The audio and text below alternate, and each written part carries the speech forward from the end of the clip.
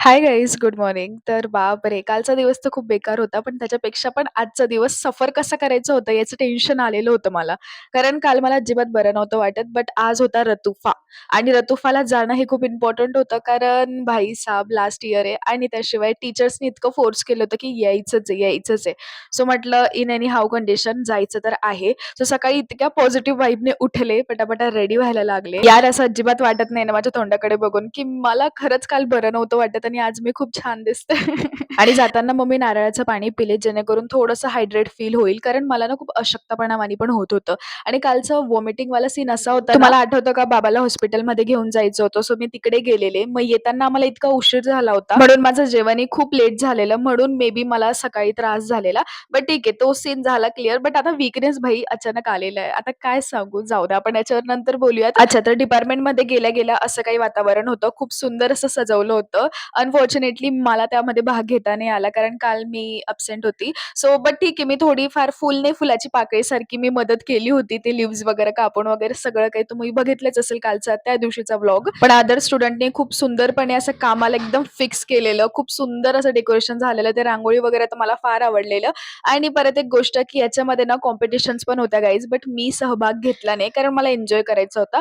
आता रतुफा काय हे तुम्ही विचारलं नाही, बट आता मीच सांगते तुम्हाला. तर तुम्हाला खारुताई माहिती का? आपण जे लहानपणी तिला बोलायचो, बट ॲक्चुअली तिचं सायंटिफिक जीनस नेम आहे रतुफा आणि जी स्पेशीज आहे जायंट स्क्विरल. सो बेसिकली तुम्ही असं समजू शकता आमच्या झूलॉजी डिपार्टमेंटमधला प्राणीशास्त्र रिलेटेड कार्यक्रम. बरं, तर पहिली गोष्ट कार्यक्रम इतका लेट सुरू झाला की पागल होऊन गेलो होतो आम्ही. लिटरली इतकं बोर होत होतं आणि भूक तर वरून खूप लागलेली कारण आम्हाला असं सांगितलं होतं की लंच भेटणार आहे. सो आम्ही त्या भरोश्यावर काहीच खाल्लेलं नव्हतं. मग खूप वेळेनंतर आम्ही डिसिजन घेतला की भाई कॅन्टीनला जाऊ, काहीतरी थोडंफार तरी खाऊयात कारण थोडासा तरी आधार भेटला पाहिजे.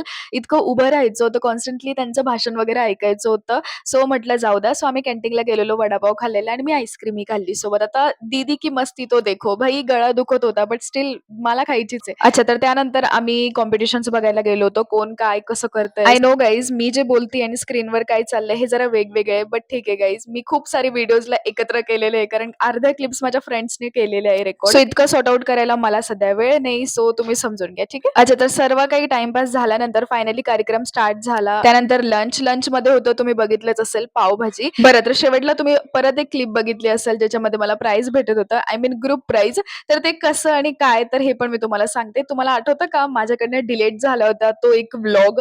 त्याच दिवशीची गंमत आहे हे सर्व काही. त्या दिवशी क्विज कॉम्पिटिशन झाली होती. सो आमच्या ग्रुपचा पहिला नंबर आलेला. सो त्याबाबतच ते गिफ्ट होतं. बरं, तर कार्यक्रम संपल्यानंतर मी जॉबला गेलेले. तिकडनं आल्यावर थोडंफार खाल्लं आणि गोळ्या घेऊन झोपून घेतले. Thank you for watching. Bye bye. Good night.